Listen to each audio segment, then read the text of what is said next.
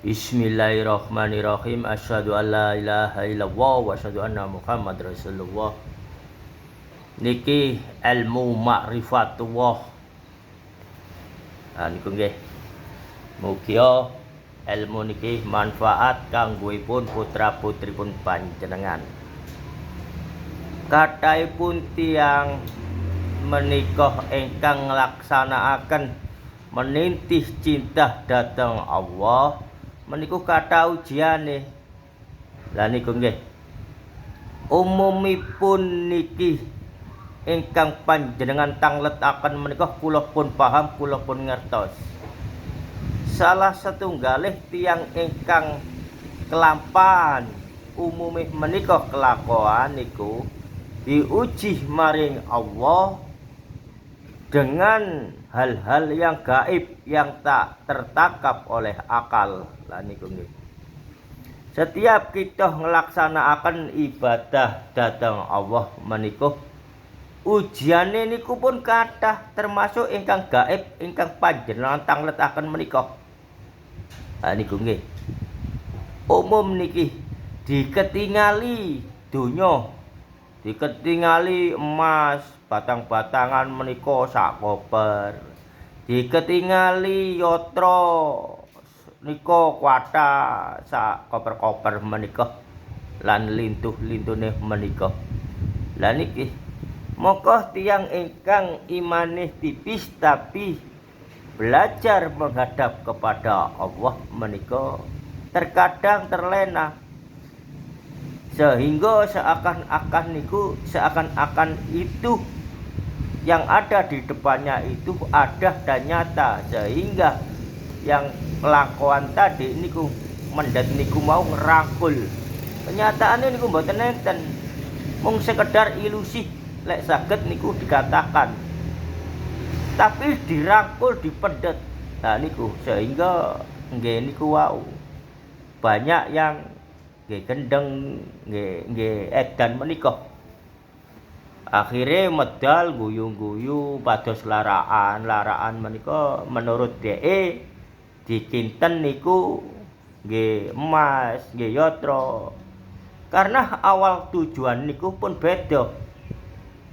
Nah niku nggih. Tos-tos panjenengan kula saged nyanjangaken ngeten, kula nggih ngalami. Tapi kula mboten sampai kados ngoten menika. Saat kula diuji dhateng Allah nggih kados ngoten niku kula sanjang. Mboten nenten niki ya Allah Datu Ar-Rahman Rahim. Lek mboten nyambut damel lah moko menika kula slamet.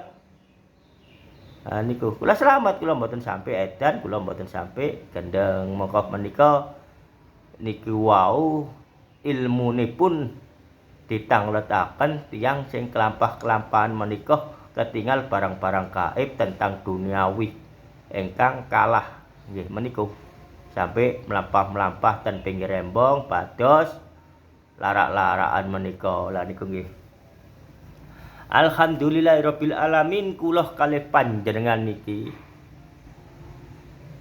niatipun ingkang ibadah dhateng Allah ngoten mawon. Ora usah aneh-aneh. Pun disyariataken nika tata cara hukum lan bacaane pun jelas. Kita ngaos mulai alif nika pun ngerti. Lah niku nggih. Nggih napa ingkang sampean tangletaken nika lupute gendeng lupute edan moko dadi dukun ngoten to. Nggih ngerti kula. Niku wau lek ancene diuji maring Allah krana iman niku lek mboten ujian sanes iman namine. Nah niku nggih. Atos panjenengan ilmu niki ilmu ma'rifatullah sing singen-singen sampai sakniki kita kepireng sinten mawon ingkang sanjang. Aja ngono le, aja ngono. Engko edan kok gendeng. Lah niku nggih. Kenyataanipun mboten gendeng, mboten edan. Sing gendeng sing edan menika krana salah guru. Gurune sekemalan, maka wedi kalah sugih kalih murite, wedi kalah derajat kalih murite, sehingga ilmu lan dalane mboten diparingaken ingkang jelas sampai kados ngoten menika. Monggo kula sanjangi, kula sanes guripun panjenengan, kula napa malih mursyid mboten enten mursyid menika. Kula sanes sinten-sinten mboten dadi napa-napa kula niki, namung kula sampaiaken hak kebenaranipun Allah, ayate Allah ingkang sesungguhnya mudah untuk diterima nggih kados ngeten iki lek ngaos sak beneri. Mboten berbau duniawi, mboten berbau kepentingan pribadi, mboten kepentingan kelompok-kelompok menika. Moga mudah jalane panjenengan lampahi lebih dugi syariat ibadah panjenengan sehingga panjenengan diparingi semrap kados ngoten menika. Panjenengan jawab mawon, mboten enten datuwuh lek niki ancene wonten nggih kula sagedipun niki nyambut damel meniku.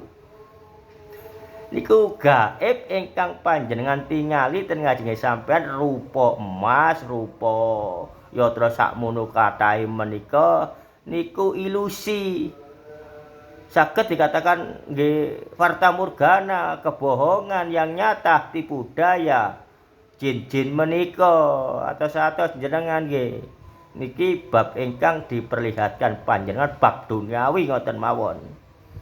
Lah niku cukup panjenengan istiqomah salat dhateng Allah. Zikir sholawat panjenengan lebeni mangke panjenengan saged diparingi semrep kados ngoten. Mboten usah aneh-aneh, gak usah poso ngrawat, gak usah poso pati geni. Gak usah poso pendem mangke nggih ketinggalan ngoten-ngoten menika akhire sampean nggih niku wis. Saged-saged lek anjene mboten edan mboten gendeng dadi dukun, mempertuhankan diri. Maka Islam tidak ada di dalam Al-Qur'an Islam sing namine Islam nopo, Islam niki, Islam nika niki. Sing wonten ten Al-Qur'an Islam nggih dibawa Kanjeng Nabi Muhammad sallallahu alaihi wasallam nika. Maka lek anjene berpatokan ten syariat, mboten kiraaken edan, mboten kiraaken gendeng. Nggih. Niku intih menika sedanten kula kalih panjenengan bab niku. Hal-hal gaib niku mung trik tipu daya. Kalaupun itu nyata, itu direkayasa. Sebelumnya direncanakan oleh akal pikiran ini yang dibuntal rapi bergedok agama dan ayat-ayat Allah menika pun tiru-tiru sing kados ngoten menika. Niki ilmune sekedar diuji dhateng Allah. Cukup semanten. Assalamualaikum warahmatullahi wabarakatuh.